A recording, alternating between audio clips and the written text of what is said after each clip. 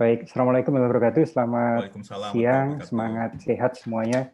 Eh, Maaf sekali ini harus lompat dari satu kamar ke kamar yang lain. Makasih Baik, banget. saya ingin sharing sedikit tentang apa yang sedang kita lakukan untuk mengakselerasi atau memperlancar lah kenaikan pangkat rekan-rekan sekalian. Jadi ada beberapa kebijakan yang sudah keluar, mulai dari SI Dirjen Dikti tentang usul profesor 1 tahun sebelum batas usia pensiun. Jadi sebelum ada surat edaran ini, itu ada surat edaran dari Direktorat Jenderal SDID yang mengatakan bahwa usulan guru besar itu paling lambat dimasukkan 2 tahun sebelum batas usia pensiun. Tapi fakta di lapangan itu ada yang 1 bulan mau pensiun baru masuk. Ini sangat merepotkan dan sangat menimbulkan masalah di semua pihak. Jadi untuk itu kita masih memberikan toleransi anomali-anomali tadi, tapi per Januari 2021 tidak ada lagi usulan kenaikan pangkat yang masuk 1 tahun sebelum batas usia pensiun, atau memasuki 1 tahun itu sudah tidak ada lagi usulan baru mengusulkan kenaikan pangkat. Kenapa begitu? Karena kalau misalnya angka kreditnya kurang, itu kan pasti harus ada iterasi, penambahan angka kredit dan sebagainya. Jadi belum tentu angka kredit yang diusulkan itu semuanya memang sudah sesuai dengan kriteria kenaikan angka kredit atau kenaikan jabatan. Kemudian yang kedua, kita memperpanjang masa berlakunya PO lama. Kenapa demikian? Karena masa pandemi ini tentu banyak hal yang tidak bisa berjalan dengan yang sesuai dengan yang kita harapkan, sehingga kita perpanjang PO 2014 yang pertama. Yang kedua, ini Pak Sofwan dan kawan-kawan sedang memperbaiki PO-nya, PO 2019 yang kemarin banyak dikhawatirkan oleh teman-teman menjadikan kenaikan pangkat menjadi makin sulit. Itu kita coba review kembali. Serta yang ketiga juga kita melihat ada kebijakan Mas Menteri Pendidikan dan Kebudayaan tentang kampus merdeka dan merdeka belajar. Sehingga berdasarkan Permendikbud nomor 3 2020, maka kita perlu meninjau kembali pedoman operasi penilaian angka kredit. Setelah kita teliti, ternyata kita perlu juga memperbaiki Permen PAN RB serta Permendikbud. Permen PAN RB 46 2013 dan Permendikbud 92 2014. Nah, ini yang saat ini siang malam dikerjakan oleh teman-teman untuk memastikan PO baru itu lebih menginspirasi dan lebih mendorong kinerja rekan-rekan dosen sekalian dengan berbagai macam kegiatan tridharma. Jadi tidak hanya semata-mata fokus pada penelitian, tapi juga pengabdian masyarakat maupun karya-karya yang lain seperti yang dilakukan selama masa pandemi ini luar biasa sekali. Teman-teman dosen banyak yang melakukan inovasi-inovasi untuk menyelesaikan masalah pandemi, mulai dari ventilator, robot, dan sebagainya. Itu kita harapkan bisa terakomodasi di dalam kenaikan jabatan rekan-rekan sekalian. Kemudian di dalam mekanisme juga kita buat sistem yang lebih transparan dan akuntabel lagi. Jadi dari usulan kenaikan pangkat itu dinilai oleh tim PAK pusat. Kalau ini memenuhi kriteria tentu langsung ditetapkan angka kreditnya dan diusulkan SK jabatannya.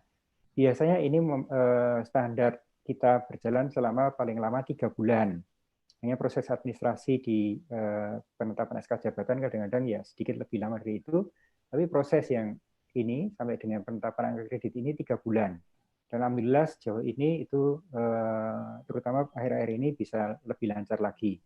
Nah, kalau tidak memenuhi, maka ini kita kembalikan ke perguruan tinggi. Kalau perguruan tinggi itu merasa tidak setuju karena mungkin ada hal yang perlu penjelasan, maka akan ada audiensi atau klarifikasi. Ini pengusul didampingi rektor bertemu dengan tim penilai untuk menjelaskan dan memberikan klarifikasi atas komentar-komentar dari penilai. Kalau dari klarifikasi itu akhirnya clear, sepakat, maka ya berarti harus nambah angka kredit. Kalau misalnya dari klarifikasi itu masih belum puas, ini bisa mengajukan ke komisi banding. Nah, nanti komisi banding akan melakukan review ulang atas penilaian tadi secara independen. Jadi untuk tim baru untuk menilai.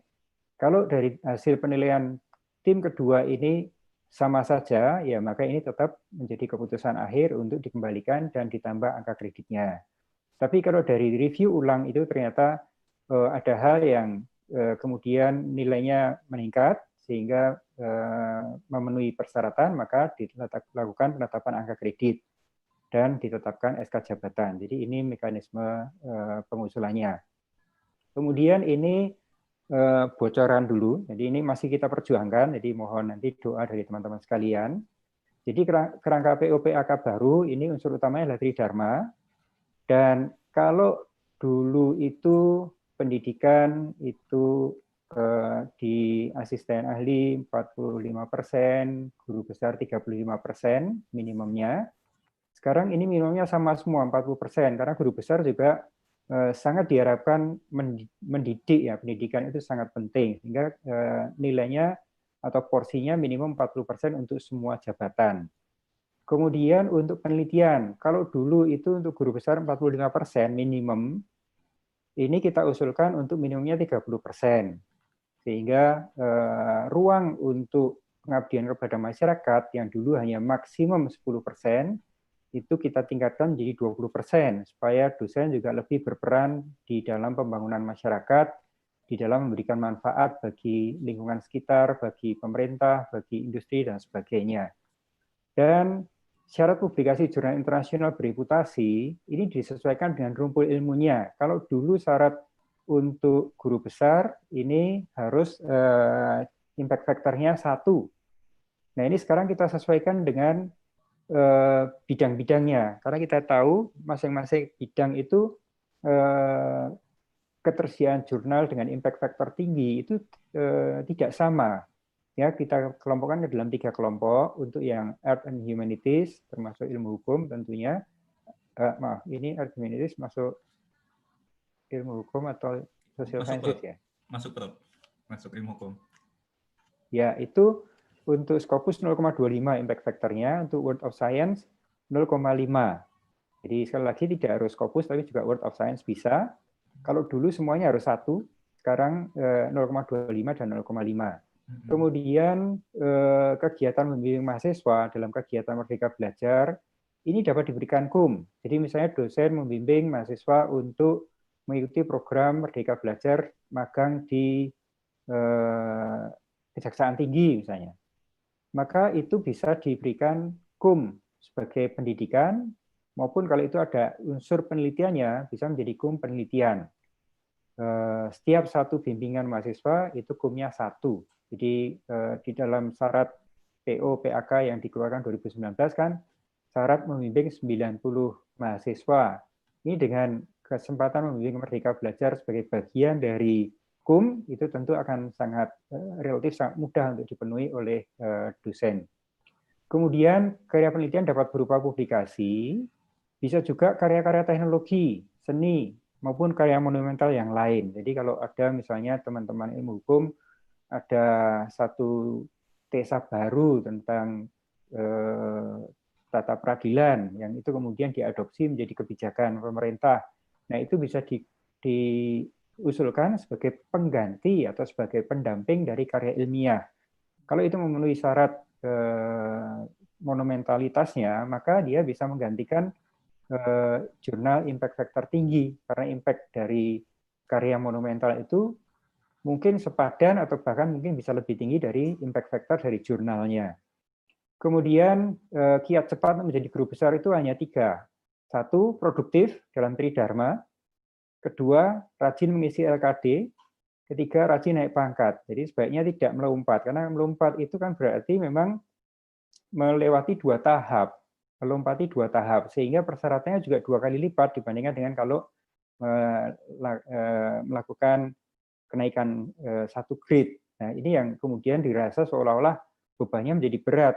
Bukan demikian, tapi memang karena melompat itu kan tentu membutuhkan prestasi yang lebih dan potensi yang lebih. Jadi ini kiatnya sangat simpel, produktif dalam Tridharma, rajin mengisi LKD, dan rajin naik pangkat. Mungkin itu sharing dari saya. Terima kasih dan selamat berkarya teman-teman semuanya. Wassalamualaikum warahmatullahi wabarakatuh.